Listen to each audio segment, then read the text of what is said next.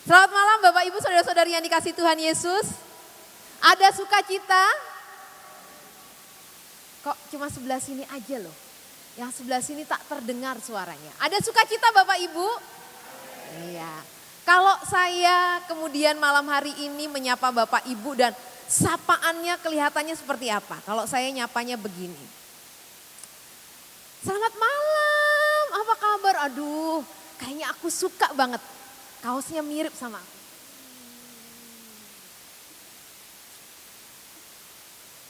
Apa kabar Ibu? Sehat? Aduh, shalom. Kelihatan hari ini luar biasa. Salam Ibu. Bapak gimana kabarnya? Semangat Pak? Semangat, puji Tuhan. Iya. Kalau nampak saya menyapa Mbak Putri, lalu menyapa ibu-ibu, menyapa bapak. Bapak Ibu melihat suasana hati saya lagi apa? Sukacita. Betul, ya kan? Kalau kita melihat ada orang yang menyapa dengan wajah yang sumringah. Senyum yang manis. Kata-kata yang penuh semangat. Pelukan yang erat, pelukan yang semangat, kita akan mengatakan ini orang lagi sukacita. Pasti amplopnya lagi dapat banyak nih amplopnya. Ya kan? Haleluya. Atau kita akan mengatakan, dia itu baru dapat kabar yang gembira sehingga sukacita itu memenuhi dia. Betul nggak? Atau kita akan mengatakan, dia itu baru mendapatkan sesuatu yang luar biasa. Kalau Bapak Ibu mengatakan saya sedang bahagia, saya sedang sukacita, apa kira-kira yang bisa Bapak Ibu katakan penyebab saya sukacita? Kenapa? Ada yang bisa tebak gak kenapa saya sukacita? Katanya saya sukacita. Sukacita itu kan ada alasannya ya. Kira-kira apa? Oh, disayang suami. Bapak tahu aja. Apa lagi? Oh, karena datang di tempat ini. Makasih Om.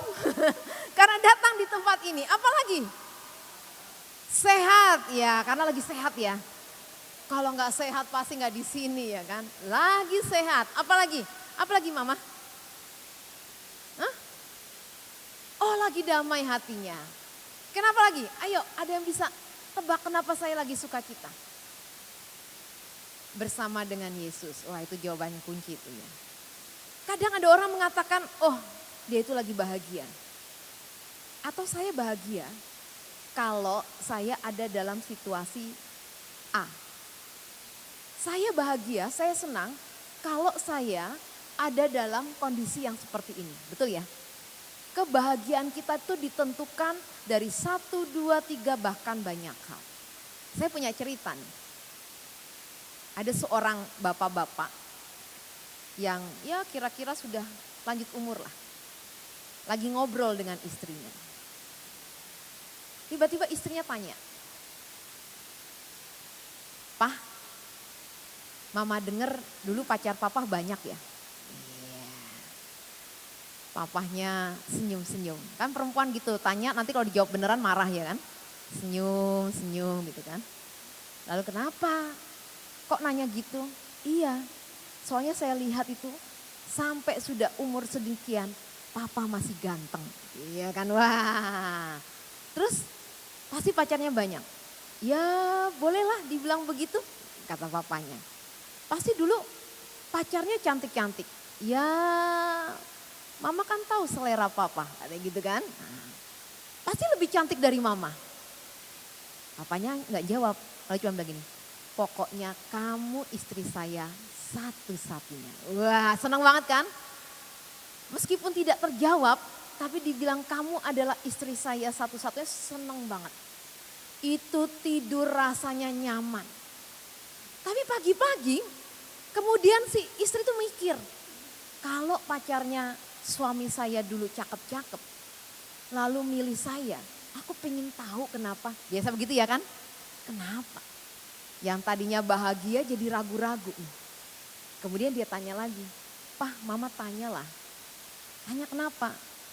Kalau dulu pacar Papa cakep-cakep banget. Menurut Mama sih Mama biasa-biasa aja. Kenapa milih Mama? Diem nih. Lalu papanya diem. Si Mama penasaran, ayo dong jawab dong. Kenapa? Kan si Elis itu cantik, Retno itu cantik, itu Tuti tuh yang di situ sampai tua juga cantik baen ya kan. Itu tuh yang Yati tuh yang belakang rumah cantik kayak Pol gitu ya. Kenapa milih sama saya? Lalu si papa bisik-bisik. Soalnya yang cantik-cantik nggak bisa dibohongin.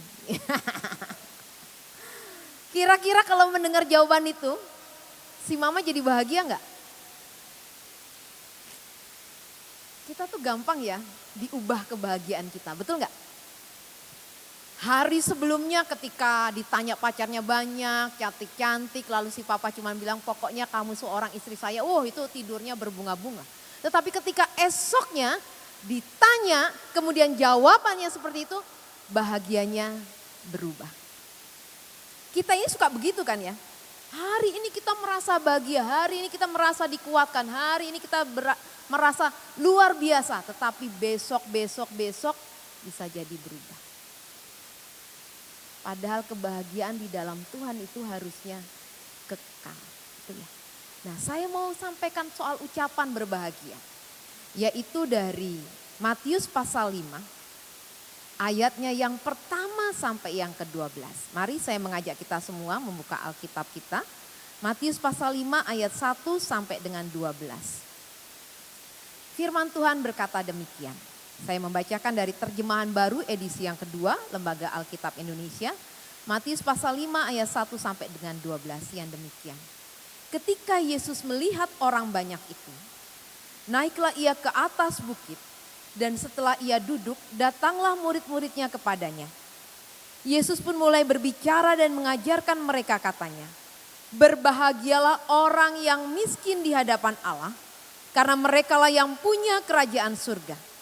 Berbahagialah orang yang berduka cita karena mereka akan dihibur. Berbahagialah orang yang lemah lembut karena mereka akan memiliki bumi. Berbahagialah orang yang lapar dan haus akan kebenaran karena mereka akan dipuaskan. Berbahagialah orang yang berbelas kasihan karena mereka akan beroleh belas kasihan. Berbahagialah orang yang suci hatinya karena mereka akan melihat Allah. Berbahagialah orang yang membawa damai karena mereka akan disebut anak-anak Allah. Berbahagialah orang yang dianiaya karena kebenaran karena merekalah yang punya kerajaan surga. Berbahagialah kamu jika karena aku orang mencela dan menganiaya kamu serta menunjukkan segala fitnah kepadamu. Bersukacita dan bergembiralah karena upahmu besar di surga. Sebab demikian juga telah dianiaya nabi-nabi yang sebelum kamu. Demikianlah firman Tuhan, yang berbahagia adalah kita yang diberkati Tuhan oleh firman-Nya. Haleluya, amin. Pasal 5 dengan ayat dari yang pertama sampai ke-12 adalah bagian dari kisah Yesus yang berkhotbah di bukit. Yesus itu populer pada zamannya bahkan sampai sekarang. Di mana Yesus ada, banyak orang mengikutinya. Banyak orang yang merindukan pengajarannya. Banyak orang yang ingin mendengar apa yang disampaikannya. Bahkan tidak sedikit yang menanti-nanti mukjizatnya. Mereka seperti domba yang kehilangan gembalanya. Seperti orang yang kehausan, kebingungan, kelelahan. Dan berharap bahwa Yesus itu menyampaikan berkat kepada mereka. Tetapi Yesus tahu pada waktu itu kenapa orang berbondong-bondong mengejar dirinya. Mereka seakan-akan tidak mau melepaskan Yesus. Kita tahu bahwa Yesus kemudian pernah naik perahu, mau berdoa saja, mau kemudian istirahat nggak bisa kan. Karena mereka kehausan. Dan Yesus dianggap pada waktu itu bisa memuaskan hasrat mereka, keinginan mereka, kelelahan mereka. Tetapi kebahagiaan yang mereka pandang, yang mereka cari, yang mereka ingin pegang itu bukan kebahagiaan sejati. Kebahagiaan duniawi. Tadi dikatakan, bahagia kalau lagi suaminya disayang. Kalau suaminya tidak sayang tidak bisa bahagia, betul kan?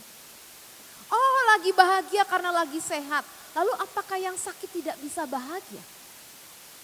Oh, lagi bahagia karena sekarang ini lagi kumpul keluarga. Lalu ketika keluarga jauh, tidak bisa berkumpul, apakah kita akan kehilangan kebahagiaan? Dan itu yang sesungguhnya waktu itu digambarkan dan dilihat oleh Yesus. Mereka menggambarkan bahwa kebahagiaan, hidup sukacita itu kalau dalam ukuran duniawi. Punya nama yang populer, punya kekuasaan,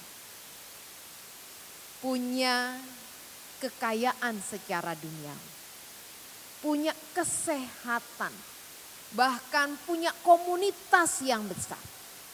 Dan ketika orang tidak berada pada bagian itu, maka dianggap tidak bahagia. Kalau jadi pendeta itu mungkin seperti Pak Yusak, seringkali kita dikeluhkan oleh jemaat ya kan, betul nggak ya? Saya ini sedang punya masalah Bu, saya nggak bisa bahagia. Kenapa? Aduh, suami saya itu loh susah diomong. Ya kan? Kalau suami lagi susah, lalu dihadapi oleh istri yang susah juga, kira-kira bisa berhasil apa enggak? Aduh itu loh Bu, saya punya anak, tolonglah. Saya tolong Bu Maria bilangin anak saya. Judul terus ya kan. Pendetanya suruh bilangi, ibunya kerja nggak pulang-pulang. Itu ada seperti itu. Nah, kalau mau menyampaikan pesan kepada anak, ibunya harus bahagia dulu.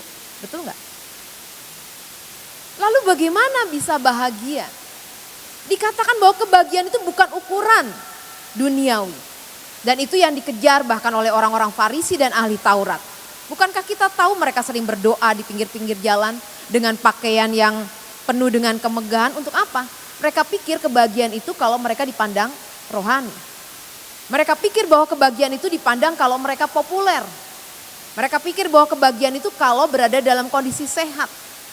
Bukankah juga ketika Yesus bertemu dengan seorang anak yang sakit, lalu murid-muridnya mengatakan, dosa siapakah ini? Dosa dirinya kah? Dosa orang tuanya kah? Yesus mengatakan apa?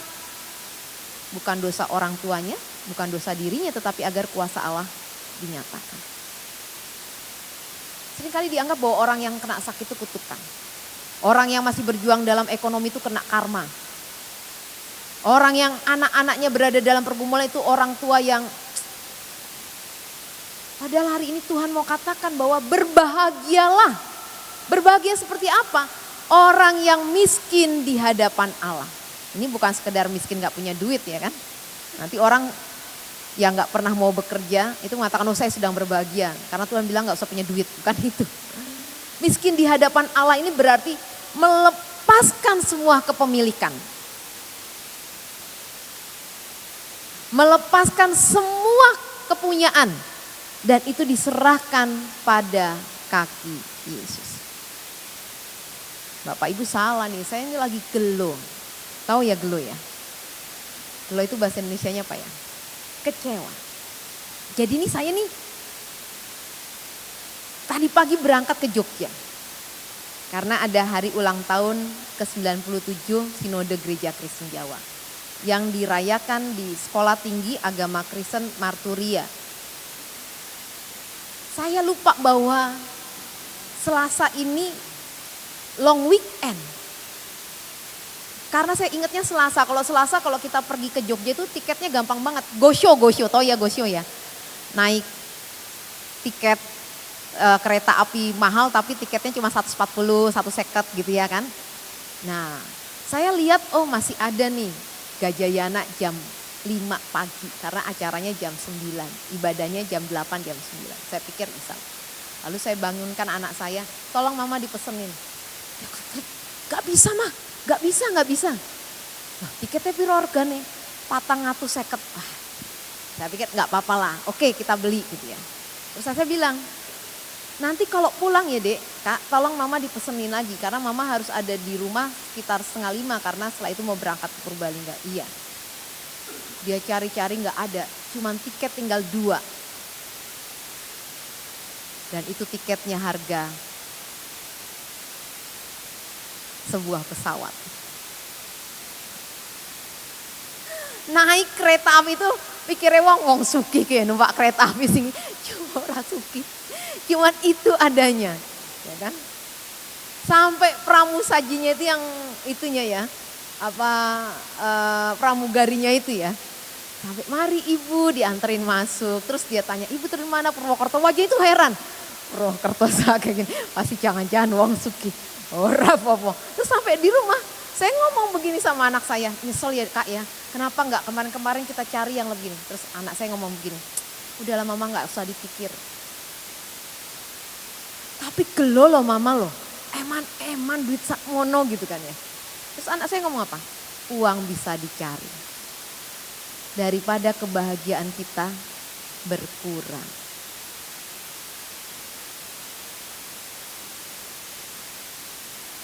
Sampai sekarang belum juga sih, belum plong banget gitu kan ya. Artinya memang kalau kita melepaskan semua kepemilikan kita di hadapan Tuhan.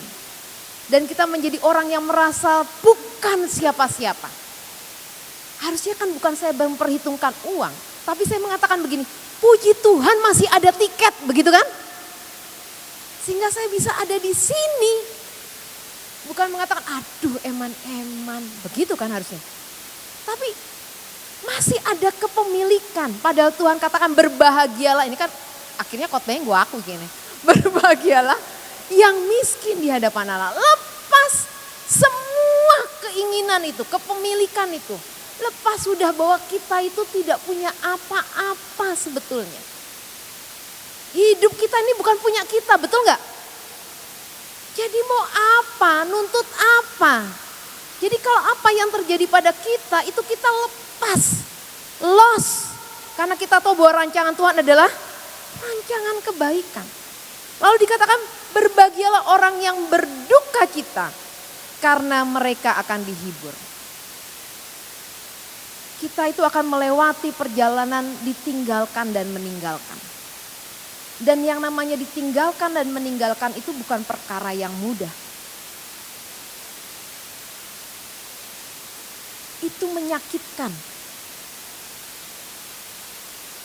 Sakit. Makanya saya selalu mengatakan kalau ada orang yang lagi berduka, lalu orang mengatakan gak usah ditangisi, dia sudah bahagia bersama dengan Tuhan. Tahu orang yang meninggal itu di dalam nama Tuhan bersama-sama dengan dia, betul ya? Tapi apakah tidak boleh menangis? Saya ingat bahwa saya punya dosen, seorang profesor yang mengajar di Sekolah Tinggi Teologi di mana saya waktu itu menjalani pendidikan S1. Itu mamanya meninggal. Dan apa yang dilakukan? Dia yang nguburin mamanya, dia yang mengupacarai mamanya. Dia simpan kesedihan itu, dia pikir dan dia bahas bahwa kesedihan itu harus dipatahkan dan ibu saya sudah bersama dengan Tuhan. Akhirnya apa? Karena dia menyimpan kesedihan itu, ini nih kan HPL-nya itu ya, dia mengalami yang namanya saraf kejepit dengan sangat luar biasa. Itu karena kesedihan yang disimpan dan tidak ditaruh di dalam Tuhan. Bukankah Yesus ketika Lazarus mati apa yang terjadi? Dia menangis. Maskulah hatinya. Berduka itu manusiawi, tapi berduka itu harus diserahkan kepada siapa? Tuhan. Masa uang sedih ora boleh? Gak boleh orang sedih. Sedih itu wajar. Kecewa itu wajar, tapi serahkan pada Tuhan. Lalu dikatakan berbahagialah orang yang lemah lembut karena mereka akan memiliki bumi.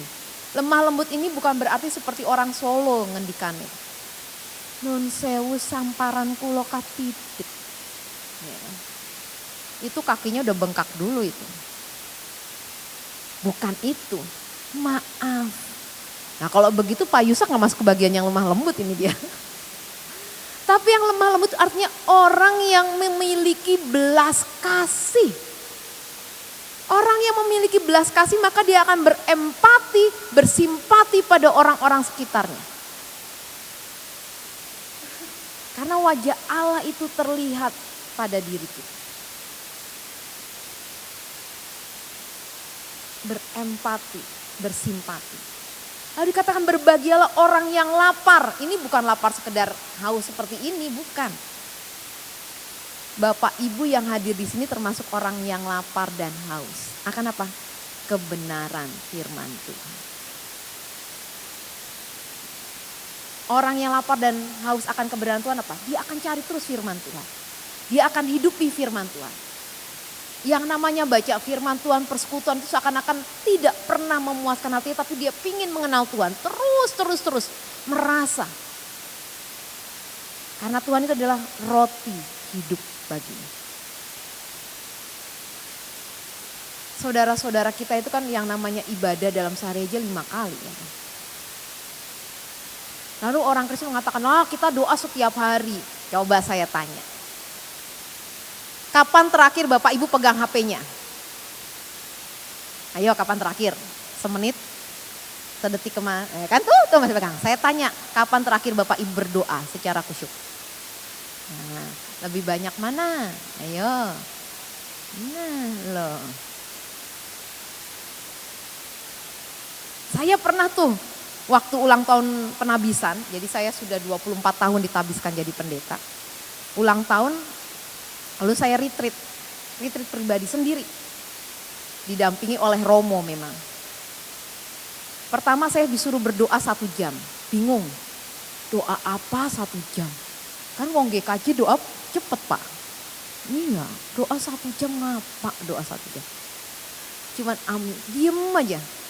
Tapi terus sampai 3 hari, dari 1 jam menjadi 2 jam, 3 jam. Bisa loh ngobrol seperti orang lagi di kafe ngopi bareng dengan Tuhan tuh ngobrol sampai nangis, dari nangis ketawa lagi, cerita itu bisa. Rasanya Tuhan itu di sini banget. Tahu-taunya 2 jam, 3 jam itu enggak terasa. Karena apa? Haus sekali dekat dengan Dia. Dan orang yang seperti ini harusnya yang berbahagia. Nah kira-kira Bapak Ibu apakah yang hadirnya haus? Lapar? Maka berbahagia. Lalu dikatakan juga, berbahagialah orang yang suci hatinya karena mereka akan melihat Allah. Positive thinking terhadap apapun juga. Jangan berburuk sangka pada orang lain, apalagi pada rencana dan rancangan Tuhan. Kayaknya Tuhan ini gak sayang-sayang. Kayaknya saya masalahnya bertubi-tubi. Udah ini, itu, ini. Maunya Tuhan apa sih? Saya kurangnya apa? Lah memang kurangnya banyak. Tanya kurangnya apa? Kurangnya kita banyak.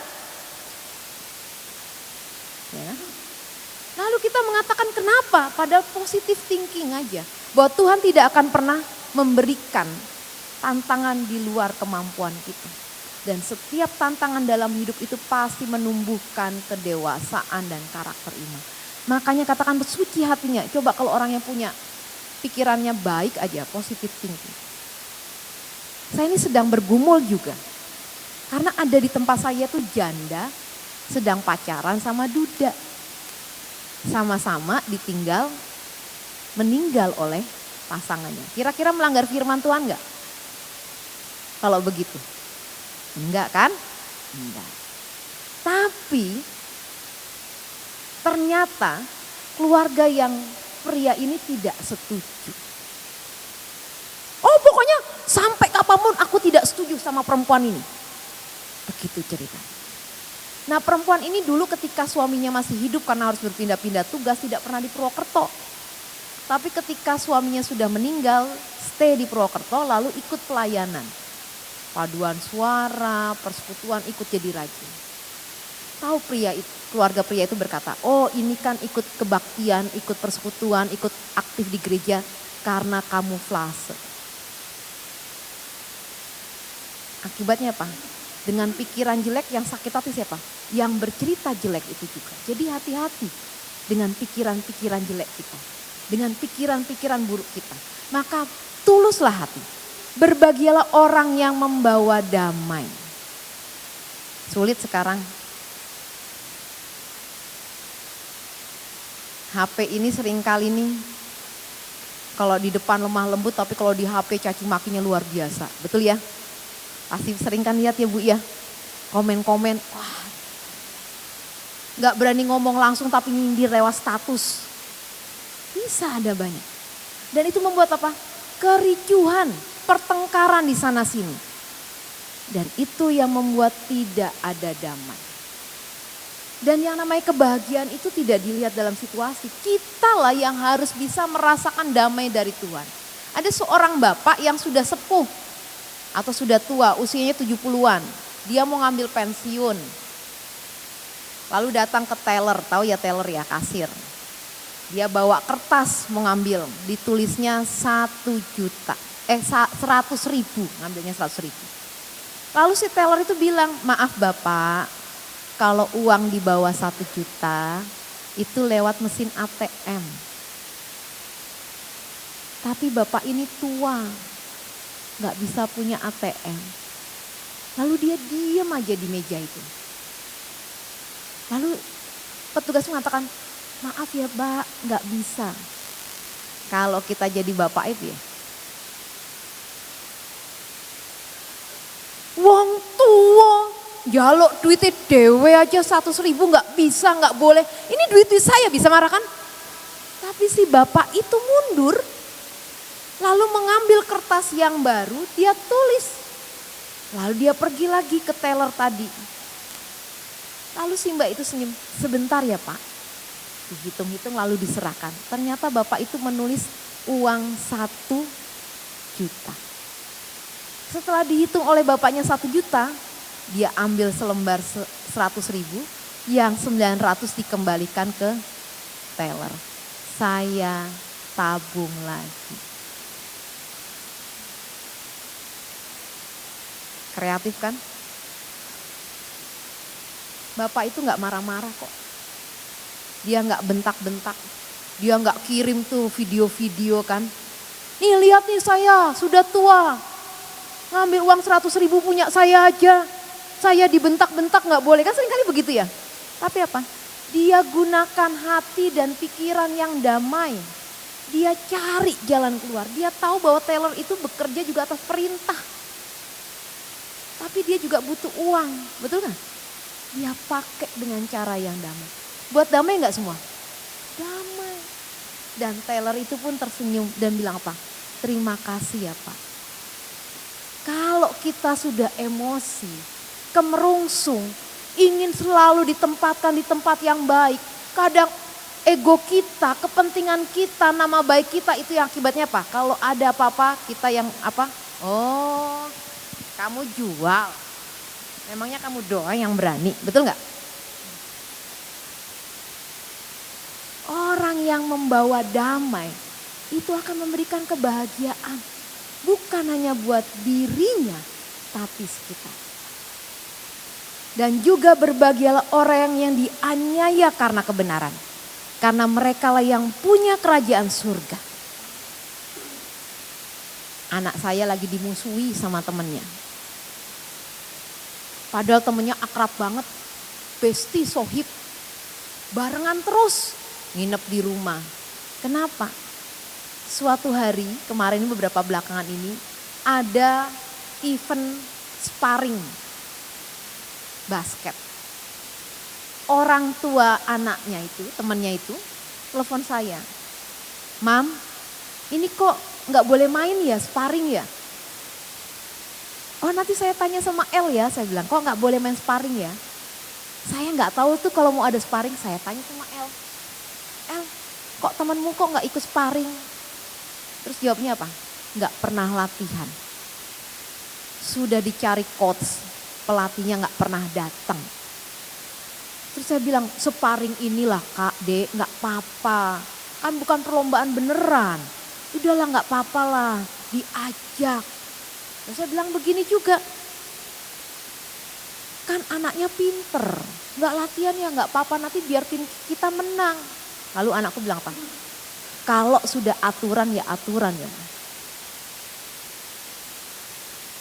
Jangan karena dia teman saya, lalu saya biarkan dia ikut sparring. Aturannya yang tidak latihan, dia tidak ikut. Kalau saya melakukan saya melanggar. Nah, meskipun itu teman saya. Beberapa hari ini saya tanya, kok gak pernah main ke rumah? Ngambek. Berarti terus kamu apa? Nyesel dong Dek. Enggak, saya gak nyesel. Ya kalau kebenaran harus disampaikan. Seringkali kita itu kan menyimpan yang benar. Dan memakai berbagai cara agar diterima banyak orang. Mungkin kita diterima, tapi kita itu akhirnya apa? Terkukung untuk tidak bisa menyatakan kebenaran. Maka berbahagialah kalau hidup kita dalam kebenaran. Tapi ingat, kita sendiri harus melakukan kebenaran itu. Agar orang bilang, Pak, oh kamu nuntut orang kebenaran tapi kamu sendiri tidak melakukannya. Saya punya foto berikut ini, bisa ditampilkan?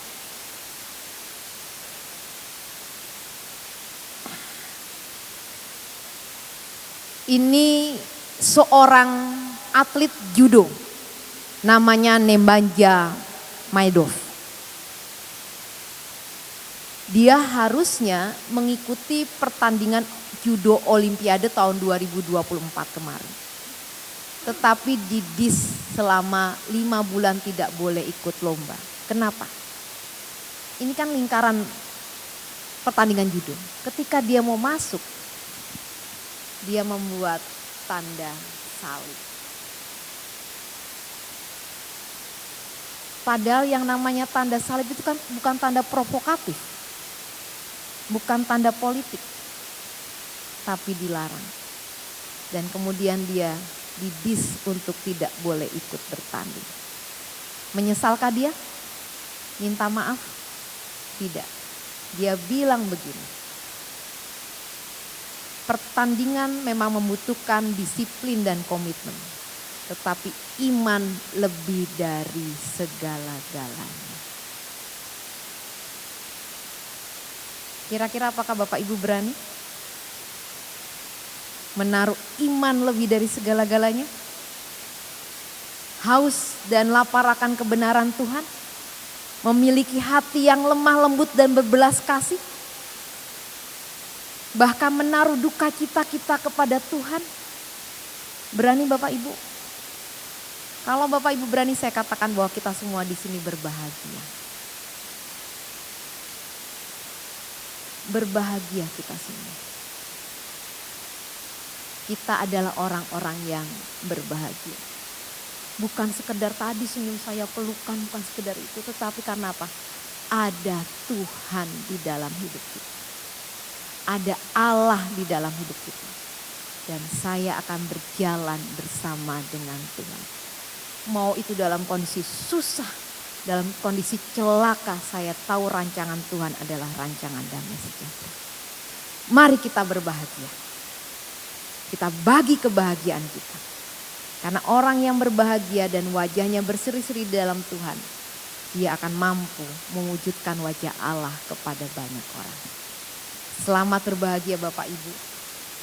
Kalau seorang bernama Nemanja Maedov itu bersumpah tidak akan minta maaf karena dia mengaku Yesus, maka kita pun harusnya berani ya. Menaruh Yesus adalah Tuhan saya. Tuhan memberkati kita semua. Mari kita berdoa.